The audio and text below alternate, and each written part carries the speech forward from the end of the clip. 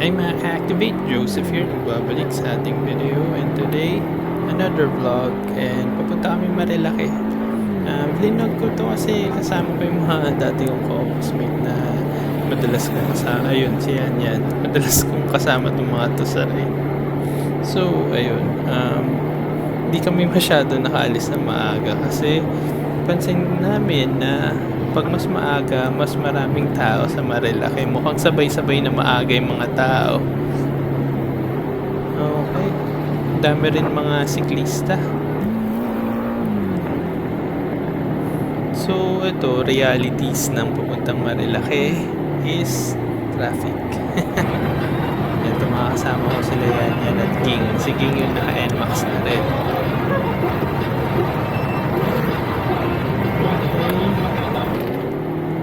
Sarap ng papuntang Marilaki ng gantong oras. Ang lamig.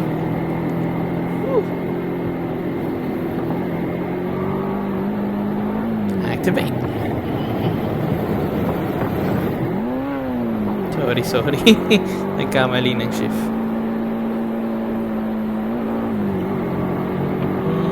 Sarap. Ang ganda ng view. Golden hour pa eh. Yung mga bandang 6 or 7 na kami nakalarga.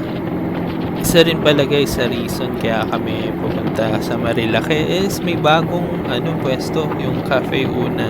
Hindi na sila nakatambay sa gilid, yung SUV nila. Sorry, napapatigay ako kasi kumain ako and uminom ng Pepsi. Activate! Sorry umiwas lang ako dun sa mga ibang sasakyan. So, pupunta kami sa Cafe Una. May mga itatry kami. Traffic. Medyo mahirap dito kasi traffic. Ang dami guys, ang dami mga motor at siklista. Pati mga sasakyan. Ano nangyayari dito? Kamusta naman? Okay, dito medyo maluwag. So, yun. Activate! Anyway, papunta kami sa Cafe Una, bago nilang pwesto. Yung side mirror ko may sumagi eh. Hindi na lang ako nakipag-away. Medyo magalaw. Yun, papunta kami sa Cafe Una dahil may bago silang pwesto. Saradong shop na to. Little world. Sa mga curious sa gamit kong camera, ang gamit ko is yung Insta360 1R. Ayun. Sa post-process ko nagagawa yung mga ganun effects. Nagagawa siya dahil 360 yung view. So, hindi lang sa harap, pati sa likod. Tapos, so, bumubuo ng parang isang buong circle yung camera. Going back sa Cafe Una, kakain kami doon and magkakape. Sarap yung kape rin nila guys. Maganda yung mga ginamit nilang mga coffee beans. Traffic. Yun, yung bagong pwesto nila, may maliit na silang shop na pwedeng doon kumain. Yun. In-invite rin tayo eh. Opening nila nitong araw na to eh. Okay. Hirap. Dami sasakyan.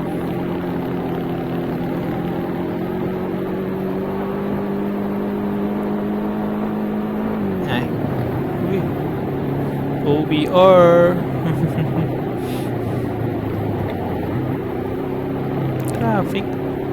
Traffic ngayong araw. Meron ba sa inyo guys mga aspiring YouTubers or nangarap dati na gumawa ng mga videos for YouTube na hindi nyo lang tinuloy, tapos napansin nyo may mga ibang nag-try gumawa ng videos, tapos na-realize nyo tagal ko na naisip yan, hindi ko lang natuloy.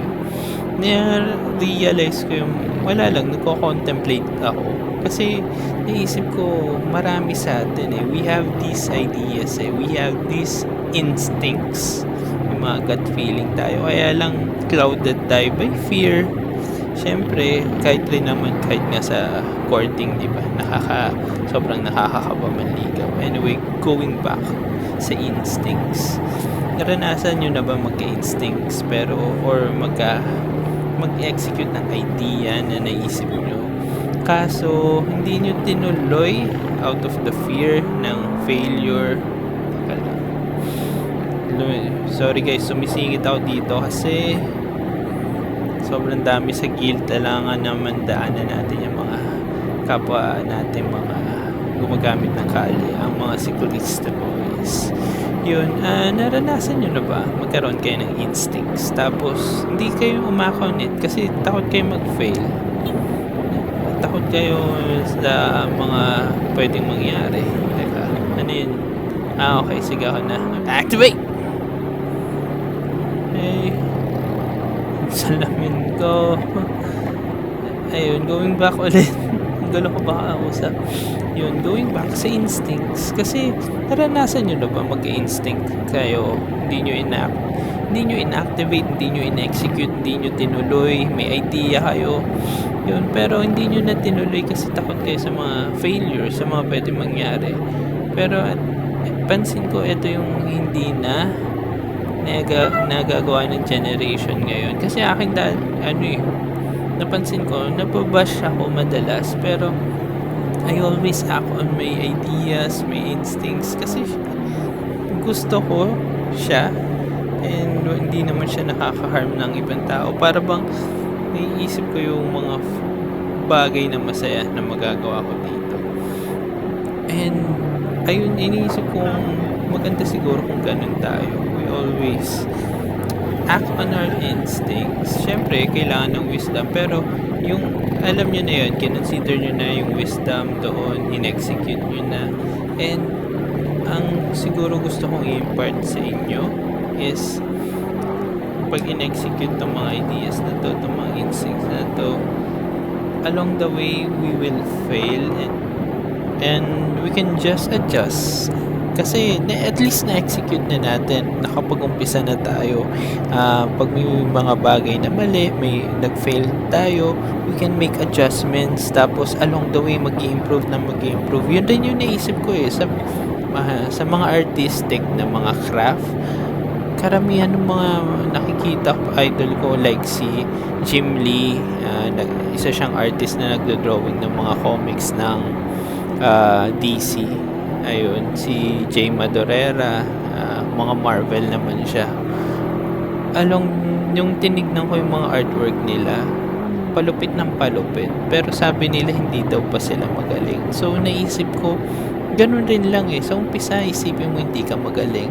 Itinatry mong i-improve yan, itinatry mong i-correct yan. Pero di mo nalalaman, lumulupit ka na pala na todo sa craft mo. So, yun siguro yung gusto kong i-impart, na possible na meron kayong mga dreams and aspirations pero takot kayong i-execute dahil syempre i-scrutinize yan ng buong mundo. Paano ba naman? Dati mga life heroes ng mga tao, sila He-Man, sila Maitor, sila yung mga talagang may conviction sa pananaw nila, may conviction sa proper, may convictions, may morals, gano'n. And ngayon, yun yung kulang siguro. Kaya parang, okay, tago na lang ako dito. Hayaan ko na lang yung mga maling bagay or yung matabunan na lang itong mga dreams ko. Pero, ayun guys, siguro, try nyo i-execute yung mga dreams and aspirations nyo. Malay nyo, along the way, hindi ko sinasabing magiging perfect yan. At least na-execute nyo na, nagawa nyo na. Konting adjustments na lang or pwedeng malaking adjustments. Pero habang tumatagal, mag-improve ka na todo and magiging masaya ka at naumpisa mo man lang yung dream mo or aspiration mo. Yun.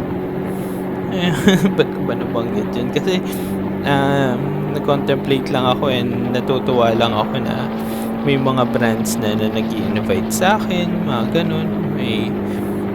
Kasi akin naman tong YouTubing, bala ko lang talaga outlet para sa sarili ko. Kasi mahilig ako mag-videos Dati nga, inggit na inggit ako sa may mga magagandang camera phone. Kasi gusto ko talaga mag-video. Lagi ako napapagalitan pag tinatakas ko yung video cam namin. Tapos, kasi mahal yung bala nun dati. Tapos pag nakita yung nagamit ko na, yari na ako, pupugsarado na yan. Pero okay lang. Pag nakikita ko yung mga nagawa akong videos dati, siguro if magka-confidence na akong pakita sa inyo yun, pakita ko yung mga dating mga cinematography stuff namin magkakatropa. Alright. Medyo lumuluwag na. Hindi ko lang alam kung okay na rumatrat. Kasi ang weird dito ngayon eh. Medyo maluwag tapos biglang kumpol sa isang dadaanan. Kaya hindi ko ma-anticipate.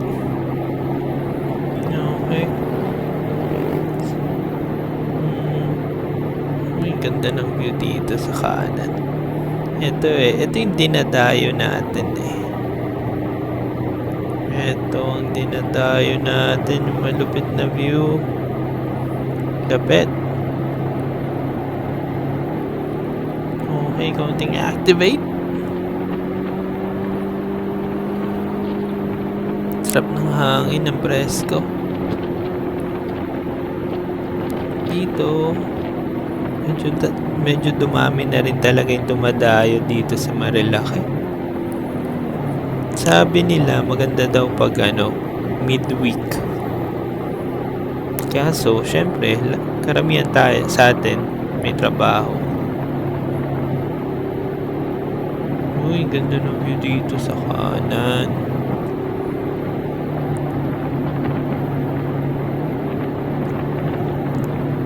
Okay. Engine brake ng konti.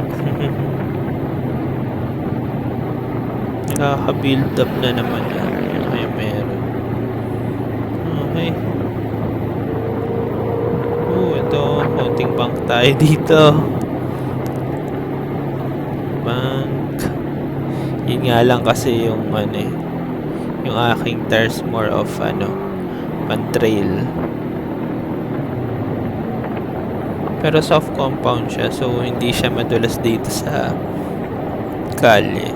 Yun guys yung technique kung gusto nyo yung scrambler na ay hindi. Kano meron doon sorry yun. Pag gusto nyo yung scrambler na gulong, yung mga pointy, try nyo para maganda rin siya sa gantong kalye. Teka, ano to? Shemay. May aksidente, okay. Meron. Uy, no. Ano yun? May katawan dun. Hindi ko na lang guys pinakita, pasensya na kasi hindi na siguro appropriate yun. Grabe, kaya ingat lagi dito guys. May mga bigla-biglang mga tumatawid dito. Responsibilidad pa rin natin kahit ride bilang mga nagmamaneho na ingatan sila. Okay, refresh tayo ng isip. Nakakalungkot yan. Rest in peace, sir. So yun, kung kukuha kayo ng mga pointy ng mga tires na pang trail pero more of pang mga cafe, hindi cafe racer, pang scrambler, siyan yan, rumaratrat. Yung mga pang scrambler na mga gulong, activate. Yung mga scrambler na gulong, ang kunin nyo soft compound, makaapit yun, sobrang kaapit. So, hindi kayo madaling madulas. Kasi yung mga pang trail sa ganitong kalye, sa pavement, medyo medyo madulas siya, pero ang technique lang kunin yung soft compound. Disadvantage ng soft compound, medyo mabilis siyang mapudpod. Yun, usually kasi yung soft compound na yun, ginagamit yan sa track eh. Okay, activate.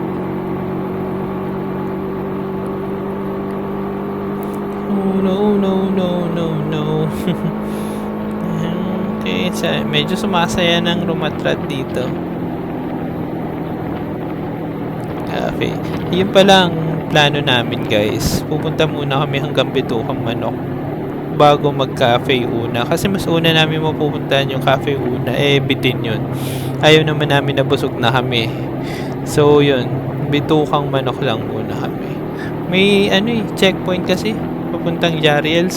So ayun, pag cafe una, pagdating ng Bitukang Manok, mga ilang meters na lang checkpoint na. So hindi muna kami doon, maging masunurin tayo sa batas. Alright. Chill ride, ang ganda ng view. Siyan yan. Okay.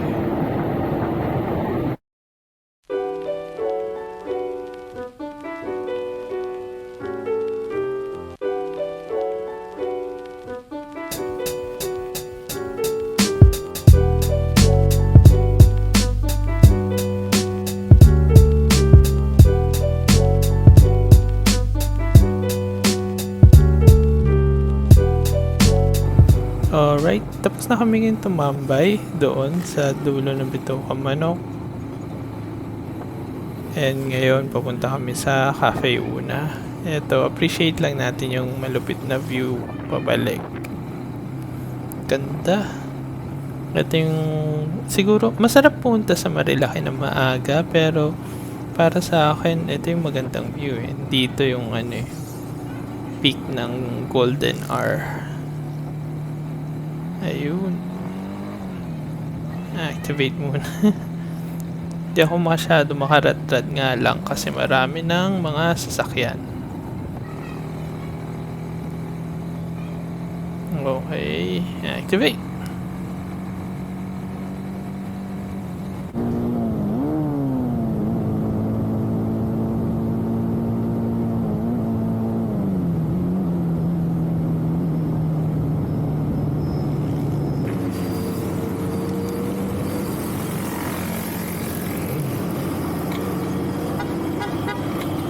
Okay, so dito na pala kami muntikan na lumagpas.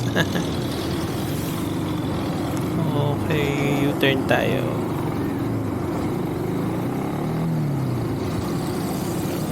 Alright, dito na sa Cafe Una. Ito yung place nila. Okay, transition muna tayo.